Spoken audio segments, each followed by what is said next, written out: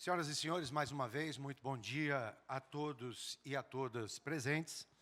Nós, antes de darmos início ao nosso painel, nós gostaríamos de registrar, agradecer a presença de todos os convidados e autoridades aqui presentes. O debate político da Metrópolis, em casa na metrópole, fornecendo habitação decente e acessível, foca na importância de adotar medidas ambiciosas e consistentes para lidar com os desafios da oferta de moradia nas grandes cidades. As metrópoles são sinônimos de oportunidades de emprego, educação e cultura, espaços vibrantes que unem povos e criam um tecido social particular, símbolo de efervescência. Porém, garantir moradia segura, abundante e a preços acessíveis para os seus habitantes é um desafio global. Teremos a oportunidade de ouvir representantes de todos os continentes, trazendo um rico programa global dos desafios e soluções para garantir um lar nas grandes cidades. Nós daremos início assistindo a um vídeo institucional da cidade de São Paulo.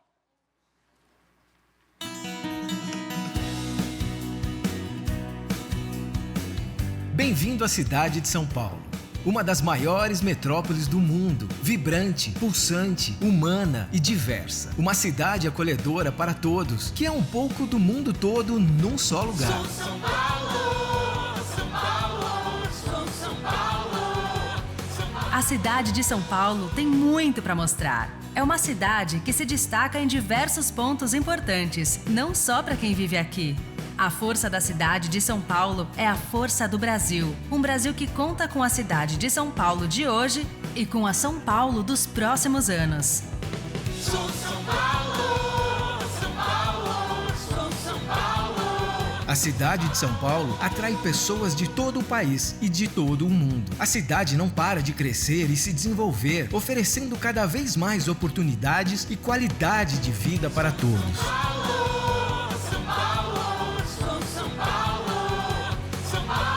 A cidade de São Paulo atrai milhões de turistas por ano. Sua diversidade, hospitalidade, gastronomia e vida noturna são imbatíveis. Somos a única cidade no mundo com 3 grandes prêmios internacionais do automobilismo e o número de eventos e feiras de negócios cresce a cada ano com novas oportunidades todos os dias. Sou São Paulo, São Paulo. Atividade cultural é o que não falta na cidade de São Paulo. Todos os dias acontece uma grande variedade de atrações culturais para visitar ou participar ativamente. O cenário cultural paulistano é um dos mais importantes do mundo e já somos a capital dos shows na América Latina.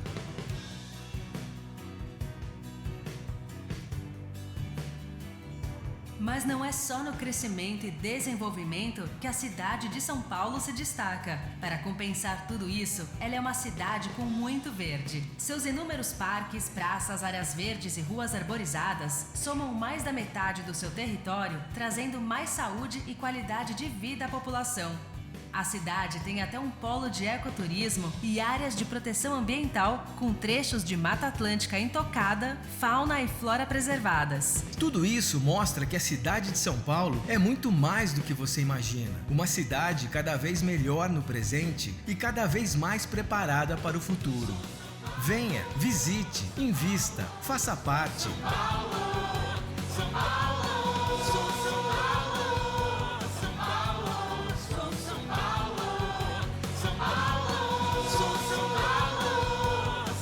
Viva São Paulo! São Paulo, São Paulo.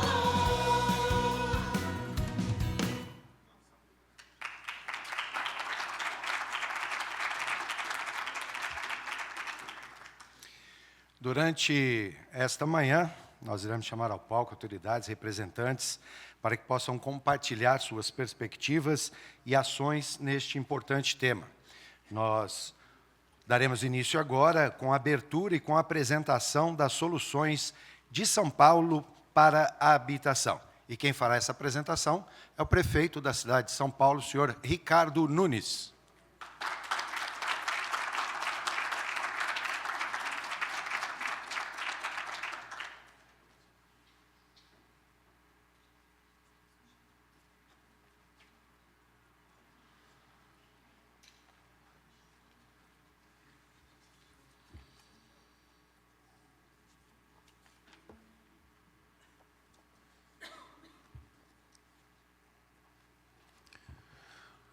Muito bom dia a todos. Good morning, everyone.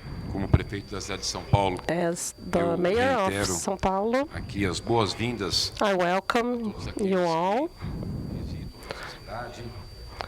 you who are visiting our city and taking part in this relevant event. Be welcome and enjoy your participation here during the debates, events, and that you may have the chance to visit our city and to take this opportunity to get to know the city. Apart from the event, we have a great gastronomy, we have a cultural richness, and a number of leisure options. I would like to start by greeting mayors. Martelene Diaz, the president and mayor of Dakar, Senegal. Laura Waldschap, political leader of Metropolis. Judy, the general secretary, and Professor Betty França, our municipal secretary, who used to head one of the biggest housing programs in São Paulo called Mananciais. Here we have two big dams, the Billings and Guarapiranga, a city that has many rivers and streams, particularly Pinheiros and Tietê rivers. And we have grown without planning in an unequal country. But this city is the city of jobs and income. In the beginning, many people couldn't have a decent housing, and these areas at the border of the dams and streams, they were occupied with improper housing. Our focus is to make this housing proper to the environment and safety. Today and tomorrow, some people will visit our water transportation at the Billings Dam. One of these works is the Linear Park Cantinho do Céu, one of the most populated regions in São Paulo. And this park around the Billings used to be occupied by houses who threw the sewage in the reservoirs.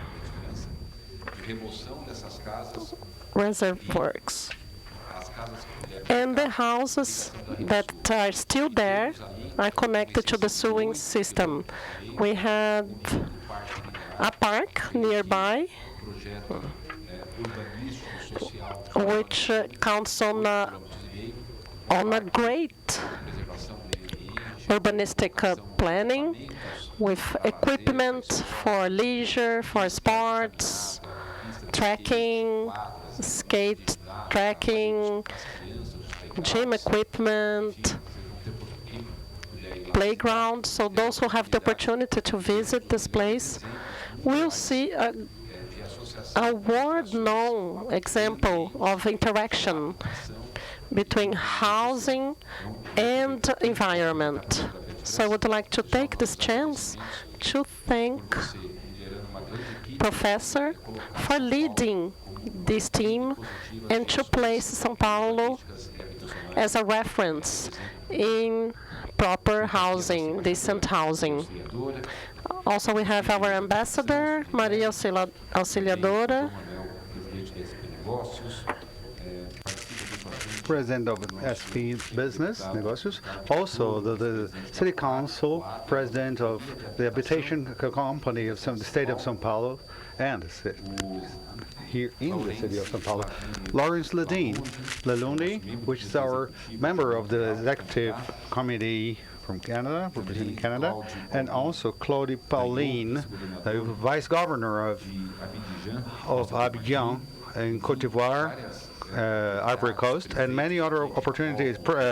Mayors of cities from Morocco, Montevideo in Uruguay, Nepal, Geras Niran, and many other people here are present, and also Ana Ciuti, which is the Subsecretary of Supply in Buenos Aires, Argentina, and members of the other Metropolis and other friends that are attending this meeting today. And also a very important mention to Emile Saï, the executive of the city executive that has been following up all the events that we are promoting here, and also Pedro Fernandez, that is the president of SP Urbanism. The matter of housing in a city of 12 million inhabitants, the fifth largest metropole in the world, a city that was founded in 1554, it means like 470 years, that grew very fast, unorganized, without the opportunity to be planned. Different from other cities, for example, like our capital, our national capital, Brasilia, which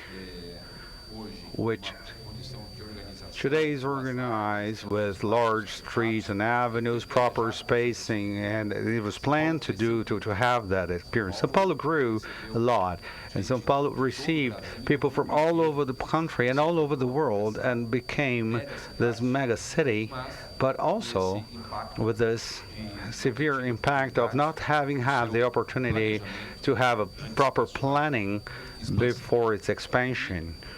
Also, within this context, we now have developed a very good work in order to recover those actions that were actions and developed in the past without a proper planning.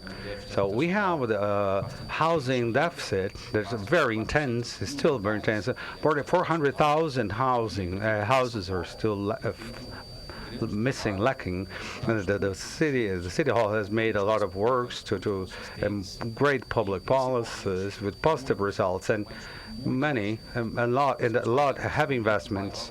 So we're going through a largest housing program in the history of the city, and a very important action when it comes to the quality of this type of housing. So also, in addition to providing housing and generating opportunities for dwelling, we are also recovering locations where, by reorganizing them, like the SAS program, for example, like I mentioned, like mentioning Professor Betty França, is a fundamental program. It's called fundamental program. Many streams in the city. Creeks. We have had like houses built to them without any infrastructure at all whatsoever, sewage systems. So now we have 8,000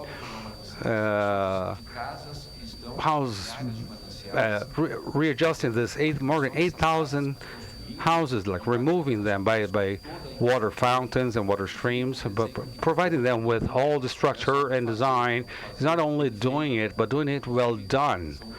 Also, they are very housing units that also have daycare units and health units, health centers, leisure areas with all entire infrastructure, so that people can live in the region with properly and with dignity. So these investments have been quite high, in the reaching billions of reais. And in parallel to that, aside from that, the City Hall of São Paulo has been developing, like working with this housing in Water Springs regions, for example, with a program called Pode Entrar, like please come in Portuguese. It's been very difficult for everybody to fight bureaucracy. So I believe that here in Brazil, compared to your countries, I believe other countries like ours have this sort of problem, bureaucratic problem. When you have a housing program and you find a land for that, you have to disappropriate the ownership, and then the government will say that that land is worth this certain number, and then, like, for example, R1,000,000, and then the owner of the land say, no, 2 million, and then we go into a legal battle in order to establish the amount of the land. So it goes 1 year, 2 years, until we get to consensus to define a fair price for that land. So then we buy the land, okay? So we have to go to the bidding process. In the bidding process, you always have those disputes where the bidders file resources and claims to the control authorities. It takes a long while, and to follow all the deadlines in the bidding process, it takes like more than a year, sometimes much more than that, in order to have a project done. So once you have it done, and you have to bid the construction process now, we go to a bidding process for the construction, so then they get suspended, and then you spend a longer time. So in order for you to start the housing project from the very acquisition of the land to get into the bidding process for construction is quite a long process. Some cases it can reach like 3, 4, 5, 6 years, depending on the process. So what have we done in terms of innovation? Well, we said the private sector has a capacity, like an agility. It's faster for them. They can do things faster. So we created a specific law in which this program called Please Come In has several modalities. But let's talk about construction specifically. When we do that, the private sector, we want to acquire 40,000 house units. So the parameter for construction is this. So we provide them with the criteria for us to make the acquisition. So the amount that I pay is this, it's a certain amount. But we have a total ceiling, a top amount, 200,000 or million. So we open it like a bidding process to the private sector, and they respond to us with offers to the prefecture, to the municipal. So because the private sector doesn't have all this hassle of having bidding process for every step of the way. So we all know that time it's a matter extremely important in public policies.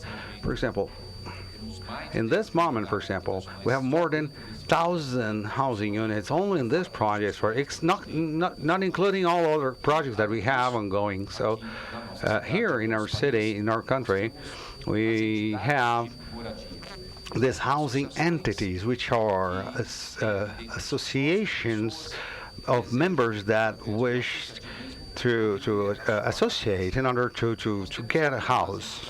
So we have some entities that unfortunately they practice, they invade land unduly. But also there's housing associations that they can actually work with the association and develop construction processes without breaking the law. So, and this is the people we have to work with as a government. So we work with them with this serious initiatives, important, for 14,000 housing units. So those who are registered, that they are serious, they work right, they do not invade land, that they respect the laws. So we provide all technical support. We finance them, and they build the houses themselves to assist their members. So that's what we approach to housing, and along with the government of the state of São Paulo, facilitate people to get to make a down payment, for example, to enroll to have a house. So with in this context, they can get this down payment. A person can make a down payment so that they can pay the rest in installments. Just for you to have an idea in the advancement of our housing plan, that how it can be done. In the scope of the federal government, another thing that's very important is that my house, my life, we get all that we understand that was still like hindering the rules of my house, my life. It was also, which is important. It was a very important program and must be praised, really. But there were some hindrances.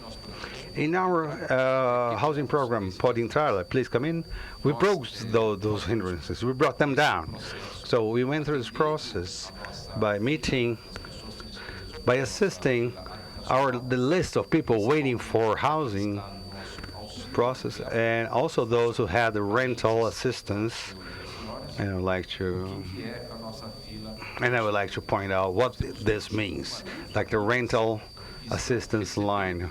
We have like thousands of families that receive a certain amount from the city hall in São Paulo to help them pay for rent. So people who were living near a dirty stream or dangerous places, or the state had to make a new construction and they had their house in the way, so they would be removed from that place, and then the city hall would pay them so that they could leave and stay somewhere else, because that place was dangerous or because it was necessary for other works.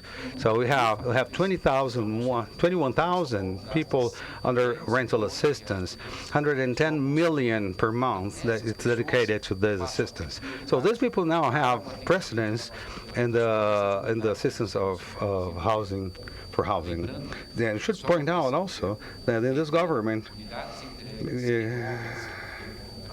only in houses delivered and also contracted 50,000 houses is still to be delivered, it's still to be made ready. So these units will meet the needs of the people in their associations and our housing plan.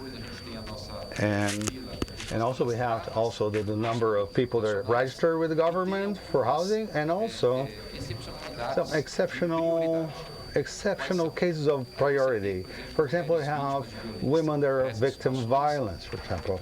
In this situation, the City Hall of São Paulo has made, they separated a special amount so that people, these women can be protected in a different program. So we can then proceed to a greater housing program, so that, and now, talking about the Pode Entrar, Please Come In, and My House, My Life, two programs, it's important to point out that they don't have to make a down payment. They pay an installment that does not go over 15% of their income, with the maximum amount of 40 reais a month.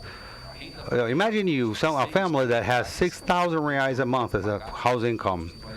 So they can pay a maximum of 540 per month. So it's much lower than a rental in the city of São Paulo.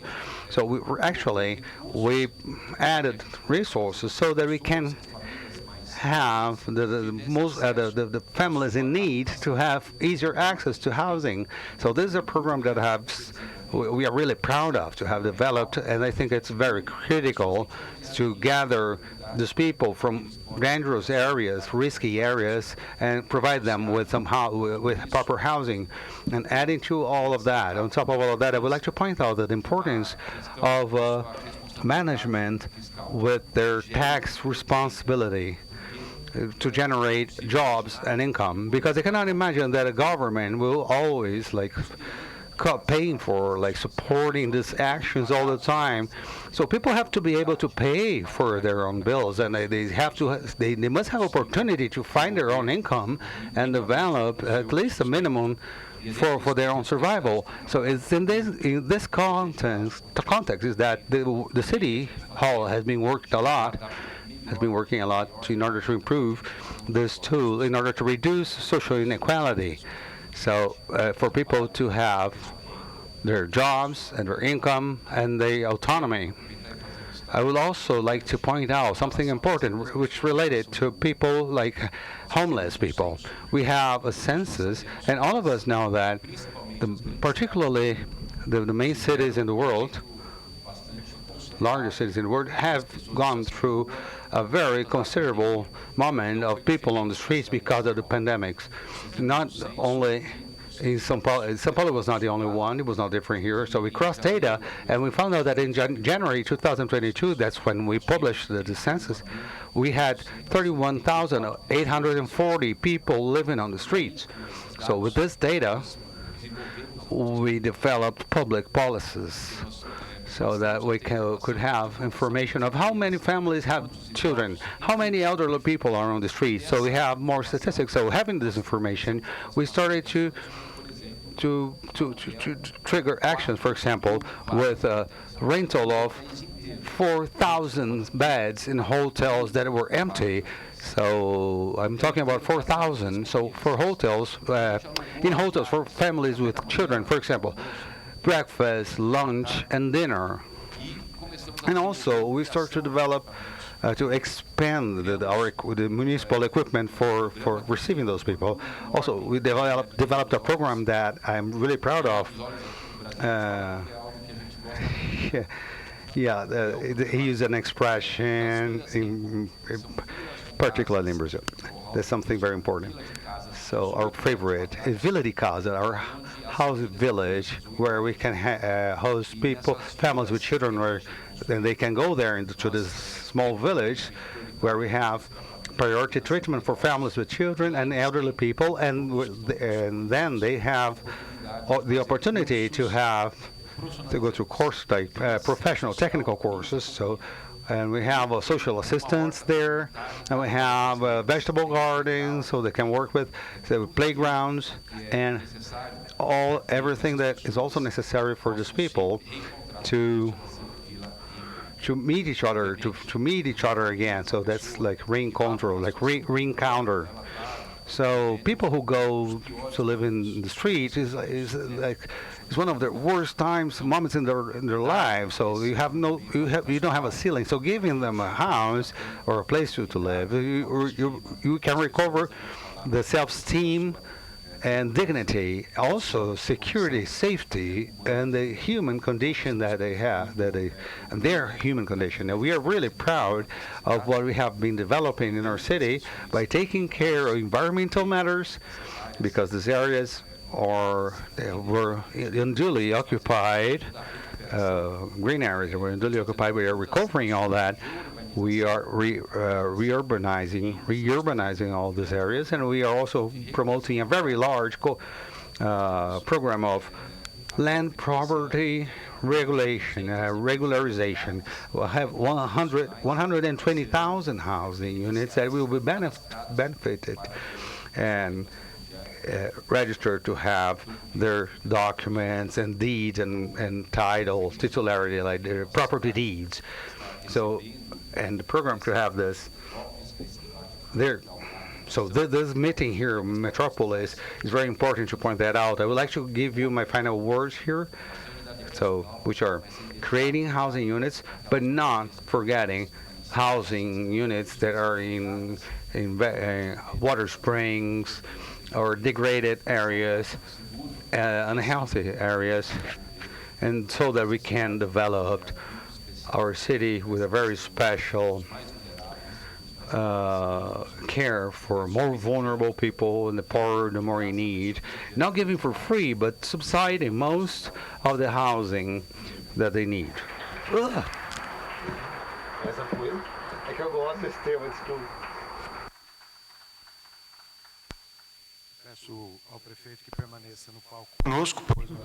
I ask the mayor to stay on the floor, and now I would like to ask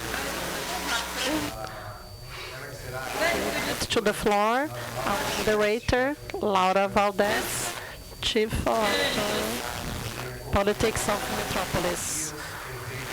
Come to the floor, and also the Mayor of Dakar and President of Metropolis. Ms.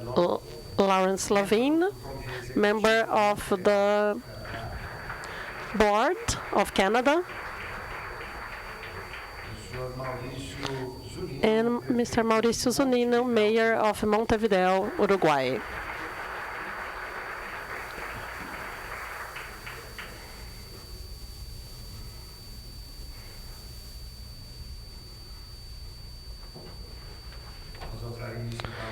We will start our panel now, and I'll give the floor to Laura Valdez.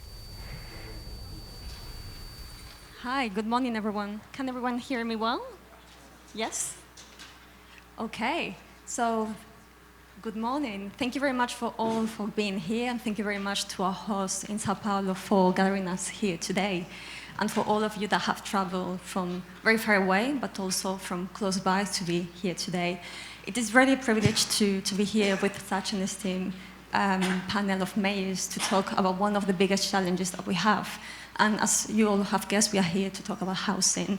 And this is because when we were talking with the colleagues of São Paulo about which topic should we pick for this year's policy debate, housing was one of the first that came, like top first in the list. And this is because this is a purely metropolitan topic. This is one that affects the biggest cities in the world, and it is one that is very close to everybody. And as we all know, finding a place to live is becoming harder and harder in many cities around the world. And there are many reasons for this. We all know that our cities are growing. We all know that in many countries, public investment in housing has also been declining. And at the same time, we're in a moment where housing is transforming from being this social basic need to being an investment tool. So we are living in a complex time when it comes to housing. Many are saying that we are now in a global crisis for housing, and I know that this is something that is a bit difficult to hear because we are hearing about many complex challenges and crises at the same time, but this is the times we all live in. And this is not only a feeling, like the UN also tell us that there's for sure a gap when it comes to housing. There's 1.6 billion people that are lacking access to adequate housing, and this is only expected to grow. It is expected to grow double by 2030, which means that we really have work to do when it comes to this topic. And at the same time, there's a bit of an oxymoron here, because we all know that the built environment is one of the main causes for CO2 emission annually in cities. It is estimated that it is more than 36% annually. So there's for sure a tension between adapting to climate change, mitigating the effects of climate change, and ensuring the right to housing. So with this panel here today, we are here to talk about how they are approaching this topic, how they are thinking about housing within their cities. And I'm going to start with a question for Mauricio Zunino, Mayor of Montevideo. And I wanted just to hear from him what's the state of play in Montevideo, how you're thinking about the partnerships that can help ensure housing for everyone. Intendente, the floor is yours.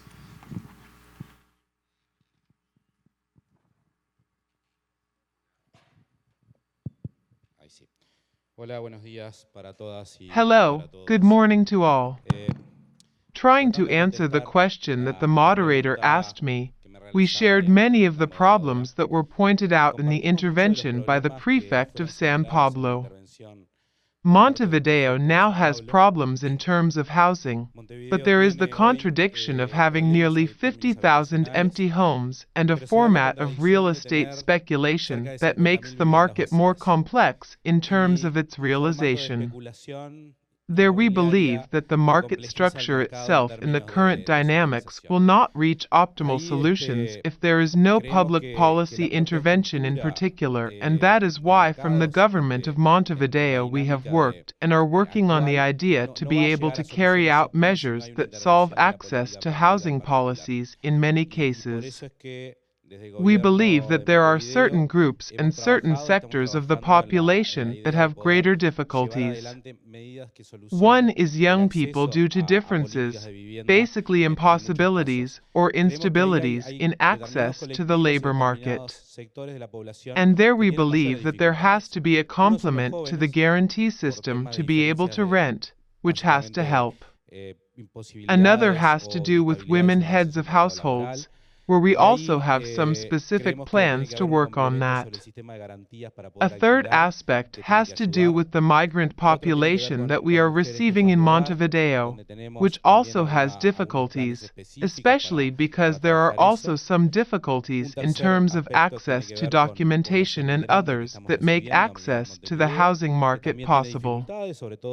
And we believe that we must also offer possibilities of being able to reappropriate the city centers centers, which is also part of making a comprehensive urban policy, in the sense that the central areas of the city are being depopulated and in a framework of work with what cooperative federations are. Housing cooperatives in Uruguay try to address the recovery of abandoned spaces in central areas that can be transformed back into housing. We understand that this is good for cities because it also integrates them, but it is also trying to provide a solution to a housing problem that is becoming increasingly bigger. Today, the cost of accessing housing in Uruguay, and particularly in Montevideo, has become significantly expensive given the income, especially for certain levels of workers, even if they are formal workers, and it is also very difficult to access that housing to those homes. So we understand that although there has been construction and there has been a private sector supply policy, it cannot be met with the need for demand. And there we understand that public policy is what has to play that role of seeking that balance. And one last thing, so as not to expand further, we also have situations linked to situations that arise due to irregular settlement by not accessing the formal market in places that we call settlements, or the old nomenclature from Uruguay to Cantagril, which here are called favelas. In other places they are called from another place and in other ways, but it is trying to go to a process of regularization of that in many places, being in areas that are not suitable, flood-prone areas that are not appropriate for, let's say, to be able to carry out a housing process and do not have access to basic conditions, sanitation, drinking water, and others in a relocation plan for that system. We understand that there we also have to improve these conditions so that the population that today we have settled in irregular spaces can effectively turn towards the city, towards an integrated city, and therefore we need to work on a complete eradication of the settlement model, which obviously implies a heavy outlay in financial terms, but we understand that it is necessary to carry it forward. Thank you.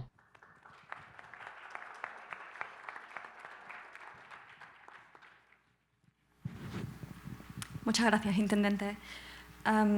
So this puts things into perspective because we can really see that, well, access to housing is a global problem, but it's different depending on who we are and where we come from.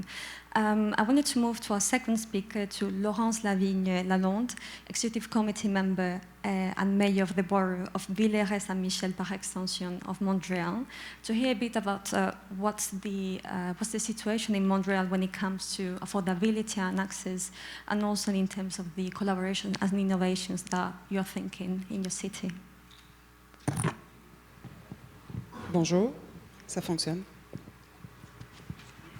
Can you hear me? Yes, it's working. Bonjour à tous, bonjour à toutes. Je vais prendre l'occasion de m'exprimer en français aujourd'hui. Merci pour cette opportunité de partager avec vous les expériences et d'apprendre aussi des autres municipalités, parce que je pense en effet que c'est une situation, une crise qu'on vit partout dans nos villes, avec la grande population, les grands mouvements des citoyens vers les villes. Montréal a toujours été considérée comme une ville très abordable en comparaison des autres grandes villes d'Amérique du Nord. Mais c'est quelque chose qui change depuis les dernières années. En 2019, d'ailleurs, Metropolis avait collaboré avec la Ville de Montréal pour la rédaction de ce document où on prenait 5 villes et où on expliquait un peu les modèles qui existaient. Puis je vous dirais que depuis 2019, depuis ce qui est mentionné dans qui était notre stratégie d'abordabilité, on a dû revoir complètement notre façon de travailler la question de l'accès à la propriété, de l'abordabilité, de la qualité des logements aussi, parce que la crise s'est empirée à Montréal. très, très rapidement. On a un très faible taux de logements vacants à Montréal et ceux qui restent vacants sont absolument inadéquats pour accueillir des résidents. On a des familles qui sont très nombreuses et dans plusieurs quartiers, dont 2 quartiers que je représente. On a des fois plusieurs familles dans des mêmes appartements parce que le coût du loyer est rendu trop élevé. Dans ce qu'on avait mentionné là, dans ce document, en fait, la stratégie de la ville depuis 2005, c'était vraiment une At this moment, we hope the city strategy means a cooperation. Montreal doesn't build housing, but can build tools so that to subsidize the housing. And also we have the matter of loans. Since 2015, since 2005, there was a cooperation between government and us, and we negotiated with the population so that they would pay small fees to acquire land. It served some needs, but it was not enough as the cities started growing. So we started to work differently.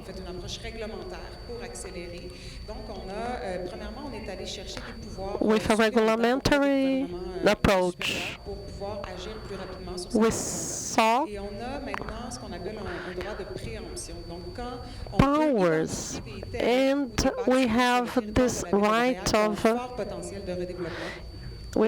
of identifying lands in Montreal that may develop. They have a strong potential to growth. And when we identified them, we paid for this piece of land.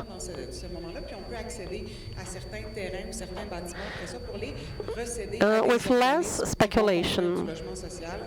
So we could donate the land to organizations that would build the houses. And we went further, even further, by creating regulations for a mixed metropolis.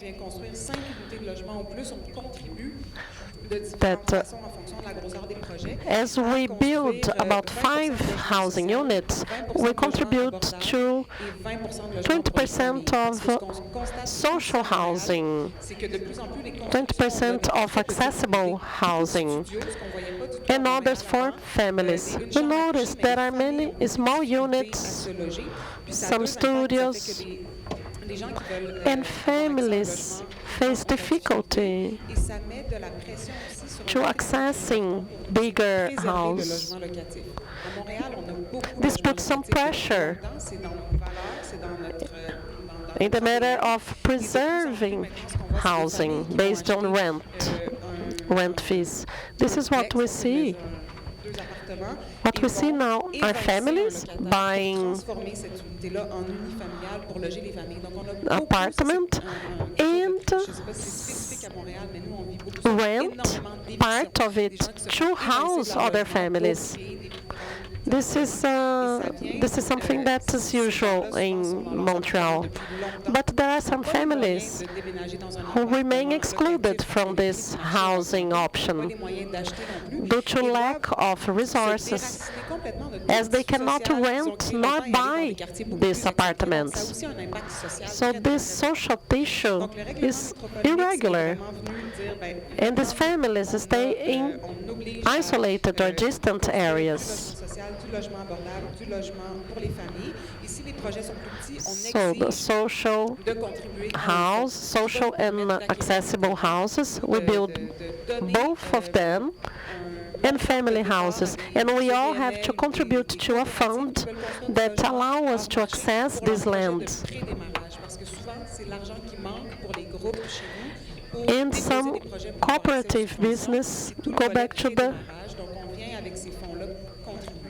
present projects that's Pour le règlement called 2020, pre-start. on savait que ça allait être du nombre de chocs dans le milieu du immobilier, qu'on n'allait pas This nécessairement se faire des regulation, amis. we know Donc, this c'est un travail qu'on regulation a fait could quand même, pendant un certain temps avec les received regroupements, as a shock marchés for immobiliers, the avec les promoteurs, pour real toute la estate. démarche. But On aurait aimé we aller plus kept loin. on Le 2020, doing this c'est un state peu with un compromis, c'est un moment, un endroit où on s'est quand même entendu sur other la groups faisabilité as a économique pour les commitment promoteurs de venir contribuer de cette façon-là. Donc, on a mis ça sur pied. to contribute to the housing Le chantier Montréal abordable, donc c'est vraiment viability. un espace de collaboration We entre les also promoteurs, les promoted développeurs de Montreal logements hors marché, project, ceux qui font du logement which is a étudiant, ceux qui font cooperation du logement with pour des aînés, developers, ceux qui font du logement, avec des building modèles developers, coopératifs. building Et on a mis tous promoters, ces gens with ensemble avec les gens de la ville de Montréal, developers that l'équipe qui build s'occupe, to students. So we l'évaluation gathered foncière, de la these taxation, de groups l'acquisition. On a mis tous ces gens-là ensemble pendant près de 2 ans. and the people who Pour take aussi care of trouver, house comprendre les evaluation, freins au développement, puis que the authorities, les promoteurs puissent comprendre nos réalités aussi. Et récemment, là, on a and we try to understand the hindrances to development. We announced the results of this action, l'émission des permis pour que ce soit plus rapide. On a trouvé des endroits où c'était possible. and as we got the results, we found places where we could work with fiscal, with the tax issues, and we worked with an ecosystem that is trying to be demanding when it comes to the environment, but also trying to address the challenges they face. We also increased investments in $600 million in the next 10 years for the housing issues, trying to prioritize the places of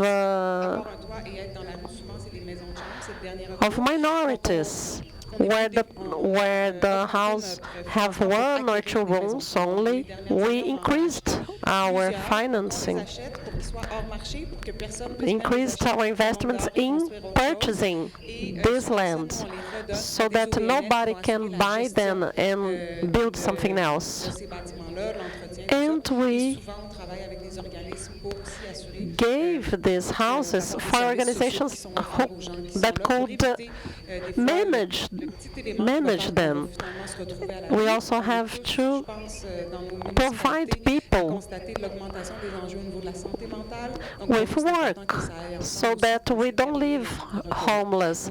We also tackle health issues. These are some of the elements we are working there in Montreal. Merci bien, député Mayer. So we see that this is really a very complex landscape, many players at the same time, that cities need to really adapt their strategies, measure and understand what's the situation in place so that they can respond. So very interesting. We're going to move now to another context in Africa, to Metropolis President and Mayor of Dakar, Barthélémy Diaz. We would like to hear from you, what's the situation in Dakar? We've heard about affordable housing, we've heard about the rising in homelessness. What strategies is the city putting in place? Merci beaucoup. Je me permettrai d'abord de féliciter Metropolis qui nous permet aujourd'hui d'avoir une traduction en plusieurs langues, portugais, français, anglais, même chinois. I would like to take the chance. I'm thankful for the interpretation. Congratulate you on that, because this makes Metropolis more appealing, because we overcome the language barriers. I would like to say that in Dakar, as a whole, and in Senegal particularly, the housing issue is key. We have structures in charge of receiving claims to the state. Over 90% of the claims are related to the housing, the children property issues. Concerning Dakar, it's important to say that the decentralization that allowed the municipalities to exist is a law, and this law transferred their obligations to the mayors, but the land matter is not among them. This is a contradiction, as you, as a mayor, have no access to a key issue such as this. I would also like to make an overview of the situation in Senegal, because we used to have a socialist government, and I'm part of the generation who worked as a public servant. My parents were public servants, and this will probably shock you, but I still live with my parents. As a Dakar mayor, I am probably the only mayor who still lives with their parents, because we can't access housing in Dakar.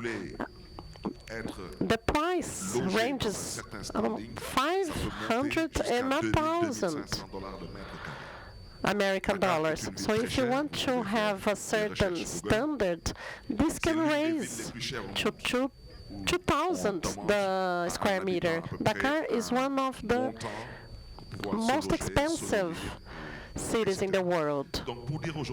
So you need to have many resources to access houses. From the 60s until 2000, there was a project, there was a program that was carried out by the social government, which allowed my father to buy a house. The state had two types of structure. The first one, SICAP, the second one, HLM, which was a SICAP was the Cape Town Society. And its role was building social housing and allowed the population to access a 20-year rental. From 2000 onwards, there was a political change. The liberals took over, and society couldn't access the properties any longer. And now we need to develop social housing. And that's why the state became in charge of this team and took of this housing issue to try to build up social accessible housing, but they're there to make money and not for the social benefits. So the access to housing is extremely high and costly in Dakar. Now, housing issue in Dakar, you don't have more house reserves in Dakar. Even for cemeteries, there's no place anymore. You have to leave Dakar to build a new cemetery. Myself, I have to leave Dakar if I want to buy a land or build my house.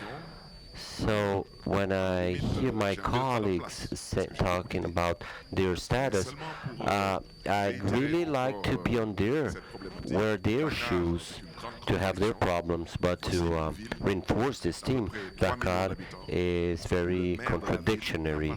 3 million inhabitants, but the mayor of the city doesn't have a word in the housing issue, doesn't have a say in the housing issue. So we have to accept the fact, and I'm congressman, a deputy in the National Assembly, as well as mayor of Dakar. But because we're the minority, we're not able to approve laws to change this. And most times, the majority follows the central power and the executive government. And the executive, they don't want to have the housing issue in favor of people. So in Senegal, we have the General Tax Agency department, and this department is the one in charge of housing management, and housing belongs to the state. They say that the state doesn't have the right to sell the houses and to put those available to legal entities or natural people, if not through rental contracts between the private and public.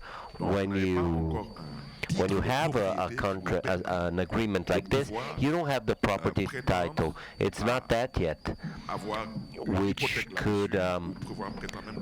we could allow a mortgage or even sell it. So this property title could be swapped into a housing title. It would become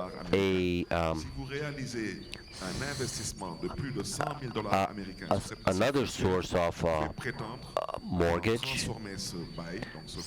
So you could get this title, this agreement, and turn it into housing title. So these are issues that we carry ever since the colonial era, and these are things that I'd like to say here. In Senegal, we don't have any project in Dakar. So we have a number of legal problems because we have fluctuating neighborhoods. We call these population were formed in an anarchist manner by their own. So like 6% of Dakar's population pays taxes. Sorry, 16%. Only 16% of Dakar's population paid the taxes. So many of the houses were built without this property title. So we obtain urbanization, but now it's not a matter of political will. The political will is important when it's present. It speeds up the pace. We have a new president for about 3 months, and I expect, as Dakar's mayor, that he addresses the issue of land use. I hope they can change the state's structure framework to the original ones. So the structures that I mentioned, they must have access to social housing, socially accessible housing, enabling the population, the middle class, to have access to rental or selling in a 20-year period. This is what I wanted to say, and I thank for the opportunity.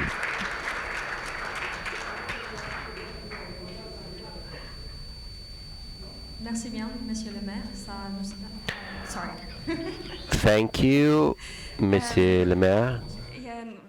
I'm going to continue with English, sorry for that. Thank you very much for giving us a little bit of perspective on what's the situation and the complexities of being a local government when the mechanisms and the competencies are not there yet. So really this talks a lot about the importance of multi-level governance, about partnerships, so that we are able to respond to the needs of the communities that we have in place. Last but not least, I wanted to move to our host, actually. We've heard from him about the questions around red tape, around timing. We've heard different projects related to housing. So I wanted to give the floor to Ricardo Nunes, Mayor of São Paulo, just to hear a bit more about the strategies of the municipality in terms of responding to the housing deficit. And also, we've heard about different cities here. If you have other comments and other reactions, we will be happy to hear them. Prefeito, the floor is yours.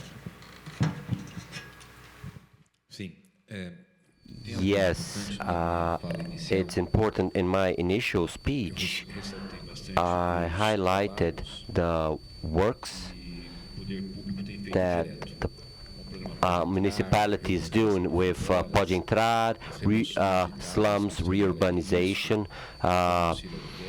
clearing risk areas, social rental, and a number of other initiatives. But there is information that the housing deficit, it's not only for those in impoverished people at social risk, but also low-income people. Here in our country, we split housing in the following way. We say HIS1, which is social interest housing 1 for those who make up to 3 monthly minimum income. The next one, number 2, for up to 6 minimum wage. And what we were able to do, looking with interacting with the private sector, if they could produce these housing for these 2 levels of the population. So maybe we could not charge the a tax, land tax.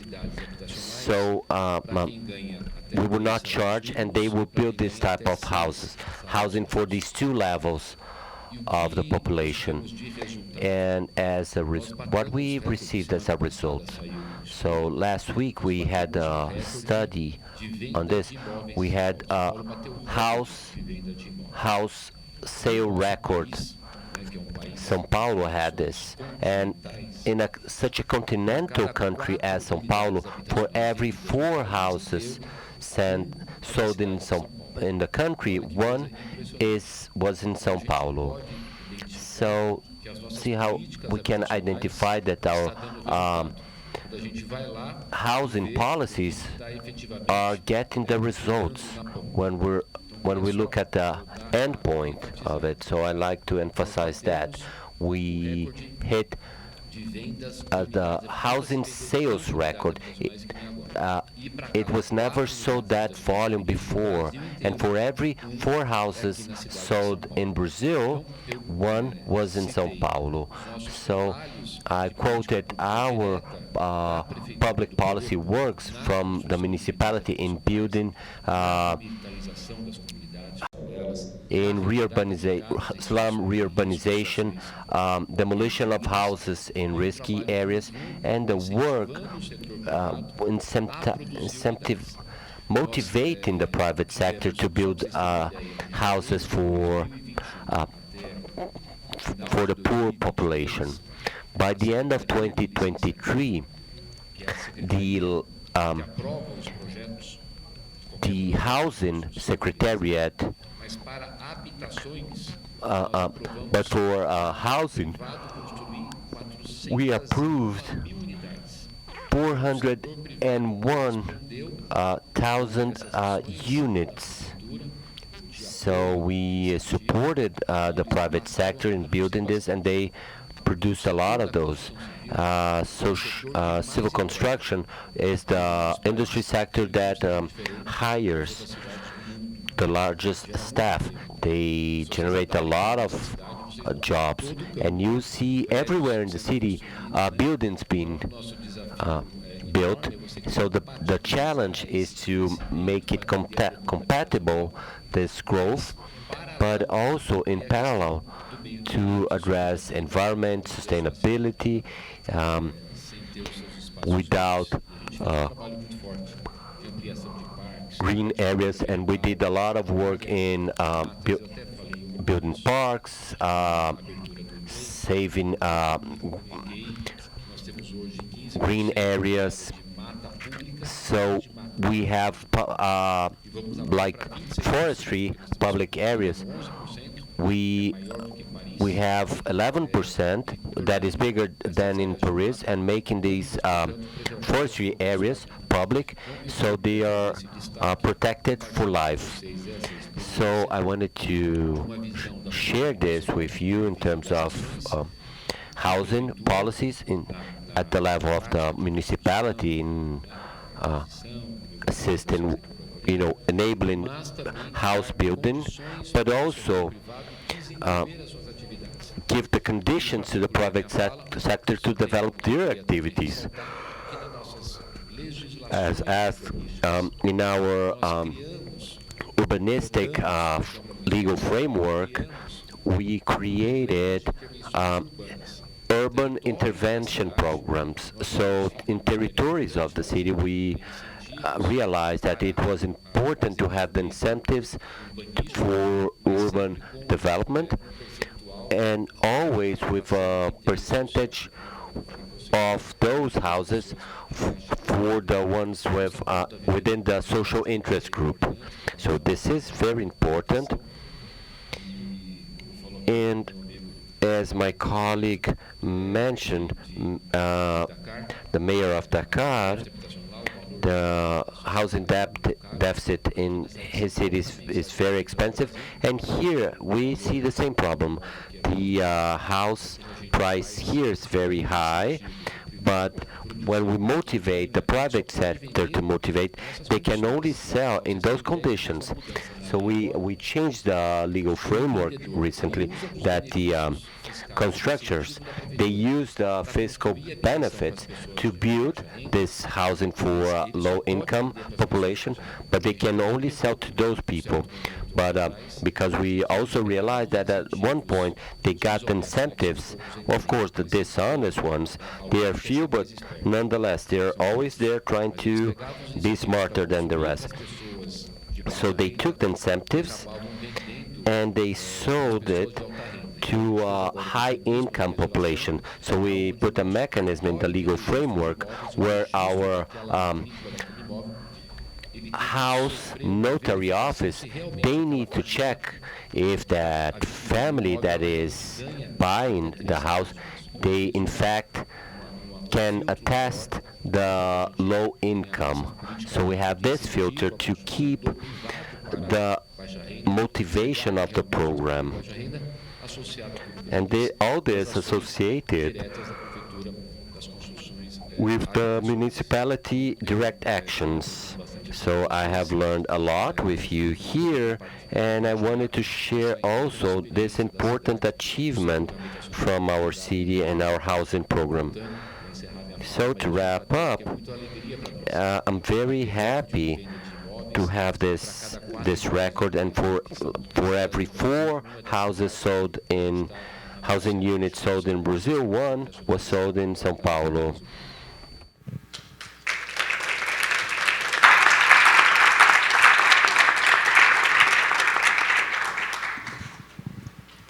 Thank you very much, Prefeito, for enlarging the scope and telling us about the importance of measuring impact, because without that it is very difficult to make the case in many cases.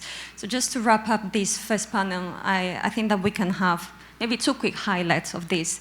The first one is that I think that it is clear from all the things that were said in this panel that we are at a crucial point, and that the choices that we make today, and even the choices that we don't make, will have very clear impacts in our communities for the next decades, really, when we talk about housing. And here we can see that there's really an opportunity to rethink our public policies and to reduce inequality and poverty, which is very much linked to housing policies, but there's also a huge responsibility that is placed on the shoulders of municipalities. And a second highlight, and the last one, I think, is that, and probably we can all agree on this, and is the fact that when we talk about housing, this is not just about buildings. This is really about the future of people, about the opportunities that they can have in the cities, and about their capacity to be able to live in the cities where they work, the cities that they love, and where they have their families. So thank you very much to all of you for joining us in this first panel and for sharing your highlights with us. Thank you.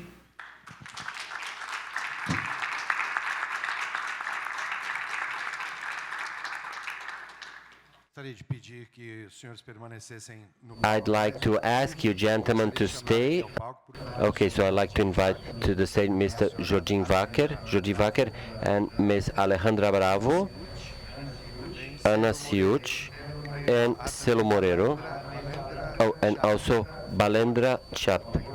Please come to the stage so we can have an official photo of the Metropolis participants. I'd like to thank all those who participated in the first panel and ask that the members of the second panel please remain on the stage.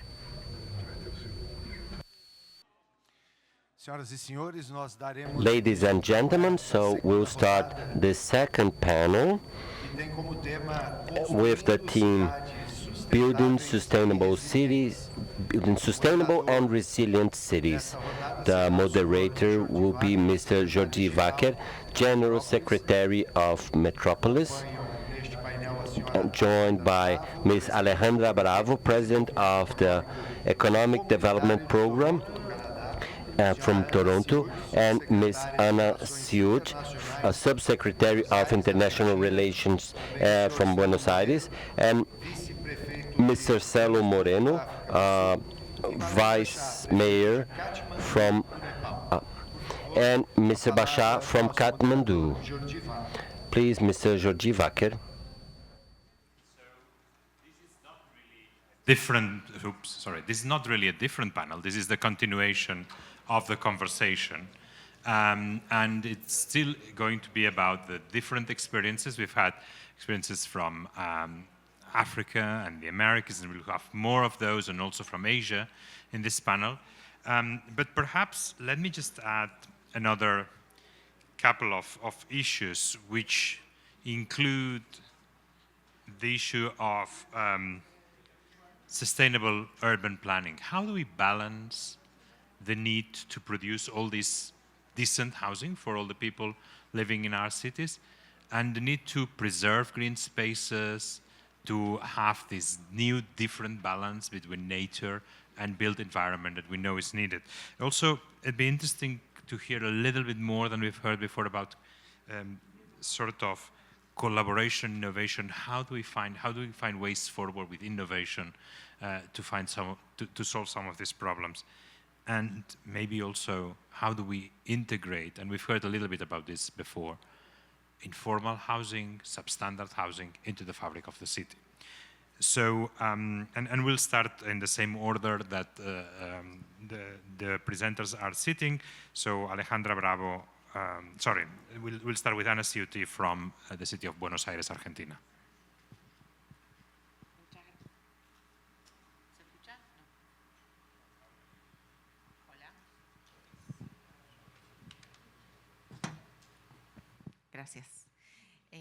Thank you. Hi, good morning to all. I'd like to start by thanking for the invitation to be part of Metropolis and to be part of this very interesting panel. In Buenos Aires, currently we have a public policy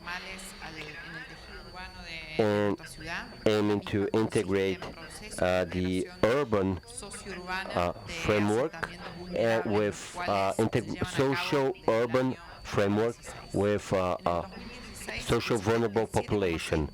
This started last year.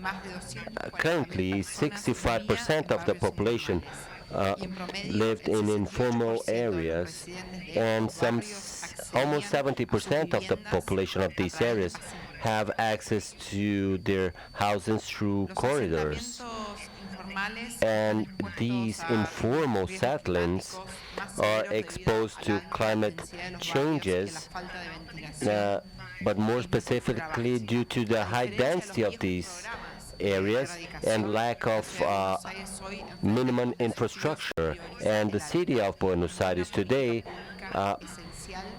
has these challenges with public policy, aiming in the integration of these vulnerable areas and the citizens living in these areas. Since 2016, we started this program of these vulnerable areas. And in this process, we have three dimensions: housing solutions, urban solutions, and economic integration. This enables each area to have access to good housing and urban infrastructure, green areas, and access to public infrastructure like health and education. And in these settlings, we also aim to bring economic integration with jobs and employment. And this starts with a census, a survey, so they all have a participation in the process, integrating all areas involved. And also they are focused in the legal framework adapted to each need in each area, as well as creating participative democracy. And this, we consider it the key of the success of the program. And urban transformation through participative mechanism is holistic. It's not limited to improving housing and infrastructure, but also embracing the life in society. People who didn't had a formal address, now they can receive letters, bills, and also send CVs to get work. Then they didn't had trash. They didn't had a system for taking the trash, and now they do. They didn't had access to clean water. Now they do. They have access to services to meet their needs, and all this agreed by the population. They are empowered, and it strengthens their democracy and their rights. Besides this, it is highlighted the social productive side with low places, and families can improve their social financial level. And this is once given that it has access to more excessive Thank you very much for these inspiring ideas about bringing dignity back to all these informal areas, which you used to call slums or other derogative names. And next is Councillor Cero Morero from the city of Johannesburg, South Africa. So, Councillor, if you're ready, the floor is yours. Thank you for the opportunity, and greetings to you, Chair of the session, and of course the leaders of the Metropolis. Let me just take this opportunity to probably respond in two ways. We do have as South Africa what we call the National Policy on Human Settlement, which therefore informs what our interventions in as far as human settlement is concerned. We do have an urban development plan which helps our municipalities to intervene in as far as human settlement is concerned. So those are the two pieces of legislation that helps us to respond on human settlements. Johannesburg as a city has quite a number of challenges as it relates to intervening on human settlements. We're a metropolitan city, which of course attracts at least currently about 18,000 people that migrate into Johannesburg in search of opportunities. As you know, we are an economic hub, which then puts a strain on our ability to provide human settlements. Therefore, it leads to what we call informal settlements in Johannesburg. We have therefore, as a country, approved what we call an informal settlement upgrade grant, which we receive from national government, which helps us to intervene in as far as giving services to those that are informal settlements, which is electricity, water, sanitation, And those are the services that we are able to provide to those that we find in the informal settlements in Johannesburg. But over and above informal settlements, we do intervene into 3 categories to respond to housing. One, it's social housing, which relates to those that have the ability to at least afford rental in our markets, which are built and provided for by the city government. 2, we've got what we call giveaways, which is basically housing units that we give for free to those that are poor and at least have an income of just less than $500 a month. So we ensure that we give those access to free housing. And of course, the last one refers to those that may not be able to get mortgages and will not also qualify for the giveaways, what we call the free housing. We call them the missing middle, which we then give them subsidy from government, and we subsidize what they're able to get as mortgage. So it's basically a 50-50 type of a situation where the bank gives them a mortgage and government also gives them a subsidy. So that is how we have tried to attempt to deal with the housing challenges that we have in Johannesburg. Of course, we also link this with what we call the corridors of freedom. The intention of the corridors of freedom is to build human settlement around particular economic nodes, noting into and bringing into the nodes what we call transport, commercial sites, and housing sites. The idea is to ensure that as you give them houses, at least you are also able to bring economic activity nearer to those people in those corridors of freedom. We then have the last program that we have been doing in the city of Johannesburg and throughout the Gauteng province, which relates to backyard dwellings.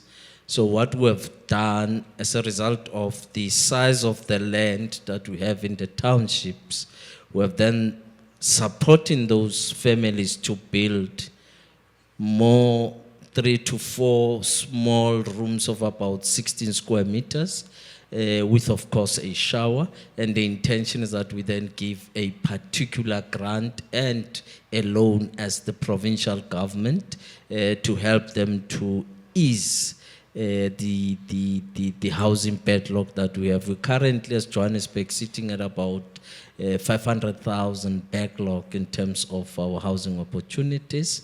We are giving subsidies to those that need free housing to about 250,000 rents, which is just around $1,000. I'm just trying to do my quick calculations, which I can do later. I think it's just around, give or take, okay, you'll do the calculations. It comes to? Yeah, so we'll just look at the figures in terms of the dollars so that everybody can follow the conversation. Lastly, as part of what we have done is to try and begin to look at other alternative technologies to try and reduce the cost of housing. And I think we have had a number of research and development that's taking place to look at different technologies. But over and above housing technologies, we're looking at technologies around sewer treatment plants, water treatment plants, so that we are able to support our informal settlements. In conclusion, as part of providing energy to informal settlements, we are now implementing in Johannesburg a microgrid programs to provide electricity. We have launched at least one in an informal settlement of about 300 households, providing just around 1 megawatt of electricity to try and deal with the electricity and energy challenges that we have. So those are some of the current programs that we've been doing in Johannesburg, and thank you. Very inspiring and concise. Thanks so much. And now we have Councillor Alejandra Bravo from the city of Toronto, Canada. Thank you. I just want to start by saying that I find myself here because of a big political change in Toronto. Less than a year ago, Mayor Olivia Chow was elected mayor, and I now have the responsibility for City Council of working in relation to emergency and social services, being the lead there. Toronto is part of Canada, and when 80% of Canadians live in cities. And homelessness has become a problem across the country. It was a real privilege visiting Villa Rencontre Canindé, and I think it really lifts up the notion of exchange, because São Paulo visited Toronto and learned about modular housing, and then I'm here to learn from São Paulo about the governance of modular shelter by people who have been unhoused before, so I'm really grateful for that. The focus of the mayor and mine is really making transitions, ladders. So people find themselves on the street in different situations. Some need very long ladders to get into a shelter and then into permanent housing, and some need shorter ladders.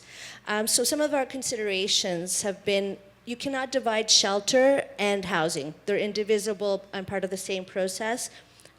Principle is that we have to meet the needs of the people where they are, and we need to bring them into long-term housing because getting housing is different than maintaining it, than keeping it. Encampments in Canada are clearly the result of 30 years of policies, funding policies by the federal and provincial government, which have led to very high rents, lack of social supports, lack of mental health supports, and a growing problem of addictions.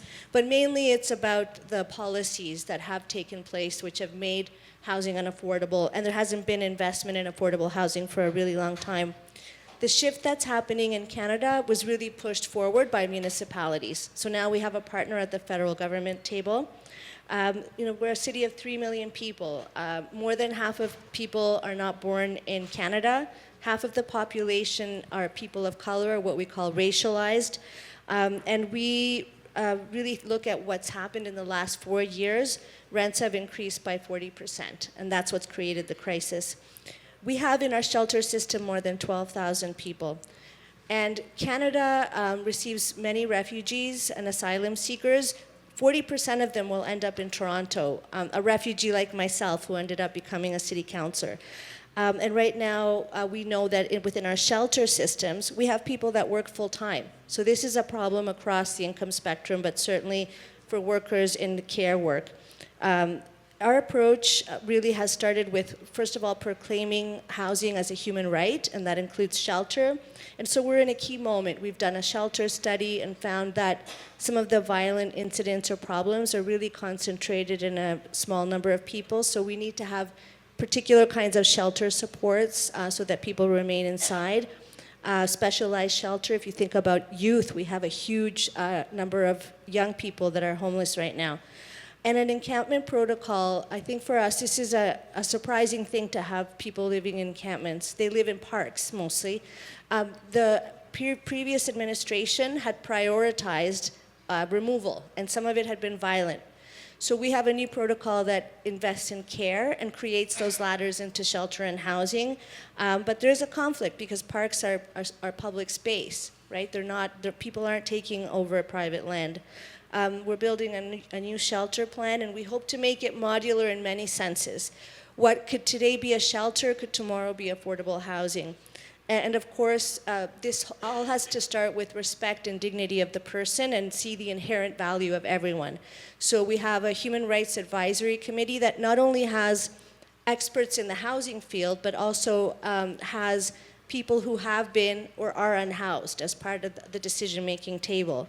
And we're working with the refugee-serving sector.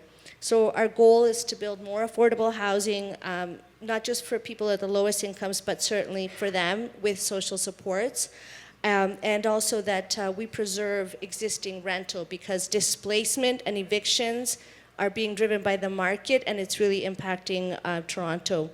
And all of this is core, especially the building of housing is core to our climate action plan, because 50% of our emissions are from buildings. So I just want to close by saying that I think for us, the long-term solutions is really about the cost of land, and that's what we've been hearing all afternoon. The cost of land is increasing with financialization, speculation, and even when we provide rent supports, that increases the cost of rents. So the market distortions are having a major impact on us. So we need land and housing ownership that is social. That's really important, that it's not for profit, not driven by profit.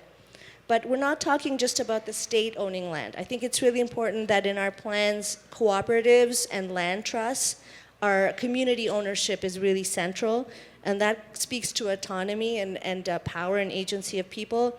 And so now Toronto is becoming a social purpose developer. So we have provincial constraints. I'm always envious of Montreal, our sister city, but we're using city-owned lands. We're also helping private, not-for-profit sector growth. We're buying existing affordable. And so whether you're a young professional who lives in Toronto or a worker who cares for elders or builds the city, everybody should have a place to live. But it really starts with getting inside from the street.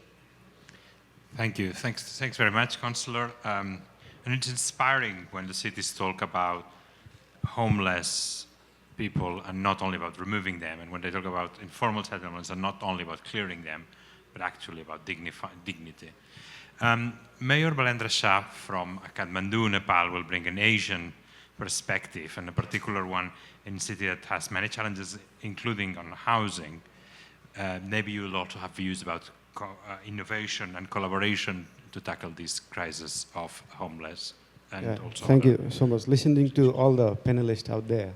So it's South Asian actually. So South Asian problems and problem with other cities all over the world seems to be really different, because not much people in our country and the cities are actually landless or homeless, but they are migrating from other cities, other VDCs to capital city.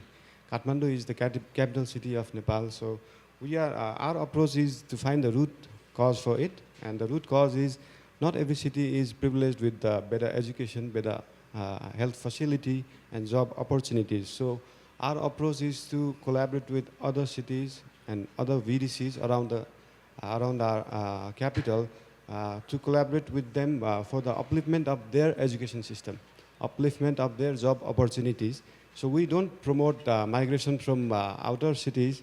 So what we believe is the power, the economy, the job opportunity all over the country should be balanced. A single city should not gain all the power, all the economy, so that people come all over the country come to the single city. So yeah, we identify the people who are coming from some districts, some other districts. Obviously, the citizenship designates the place they live. So most of the people, they have their lands, but in their villages. They have their house, but in villages, but other cities. So we try to, obviously the homeless people who does not have anything all over the country, we try to collaborate with NGOs and other institutions for the fooding and shelter for those. But for those people who are just coming to capital city for job opportunity, we try to train them. We use some skill festivals, train them with plumbing, electrician, housing construction, and cookeries, so that they can get job opportunities. They can create small business in their own cities, their own villages. And also, most of the people are migrating to some developed countries as well. So we try to promote the migration of people from the city to other countries, as well as their cities to our cities. So there should be a balance between it. So we believe in that. And obviously, nobody should stay homeless. So we identify the homelessness of people, if it is in actual. And also, South Asian countries have their culture. Like our country have 126 languages and different cultures. So evacuating a city and coming to capital city does not evacuate the people, it evacuates the culture as well. It evacuates the language as well. It evacuates the cultural events, festivals, everything. So to preserve the culture, to preserve the heritage, to preserve the intangible and tangible heritages in all the cities outside the capital, we need to preserve the people out there. So we need to preserve their population. So we are promoting in collaborating with them to promote their economy rather than focusing on our city and inviting the people all over the country. Yeah, thank you. Thank you, Mayor. Thank you very much. And I'm just going to go up to the lectern just for the very final remarks for all this policy debate.